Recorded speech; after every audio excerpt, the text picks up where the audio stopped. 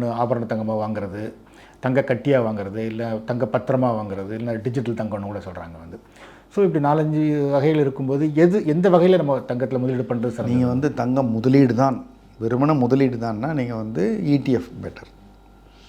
ETF ரொம்ப easy. இன்றைக்கி காலையில் இப்போ நான் உங்களுக்கு பேட்டி ஆரம்பிக்கணும்னு நான் வாங்கலாம், ஏறிடுச்சுன்னா பேட்டி முடிஞ்சோன்னா நான் போய் விற்றுடலாம், போகக்கூட வேணாம், என் ஃபோன் எடுத்து என்னுடைய ஆப்பில் செல்லுனா முடிஞ்சு போச்சு. திருப்பி பேட்டி முடிஞ்சுட்டு நான் அப்போ வெளியில் போயிட்டு வர்றேன், சாப்பிட்டு லஞ்ச் முடிச்சுட்டு வர்றேன், நல்லா இறங்கியிருக்கு, சரி நம்ம விற்றதை விட கம்மியாக இருக்குது, வாங்கிக்கலாம். இடிஎஃப் ட்ரேடிங்க்கும் உதவுது. ஆனால் நான் சஜஸ்ட் பண்ணல, அந்த அளவுக்கு ஈஸி லிக்விடிட்டி. இப்போ நீங்கள் வெள்ளி ஒரு கிலோ வாங்கி வந்துட்டீங்க, விலை ஏற போகுதுன்னு வீட்டில் வச்சுருக்கிறீங்க, நீங்கள் விற்கணுன்னா திருப்பி நீங்கள் கடைக்கு போகணும். அவர் இன்றைக்கி 1 கிலோ வெள்ளிக்கு காசு இல்லைங்களேம்பார், உங்கள் பேன் கார்டு கொடுங்கம்பார், உங்கள் அட்ரஸ் எழுதிட்டு போங்கம்பார், வெள்ளியை செக் பண்ணி தான் சொல்லணும்பார், நீங்கள் வாங்கின வெள்ளி சரியில்லை. இது எதுவுமே இல்லையே இடிஎஃப்பில்.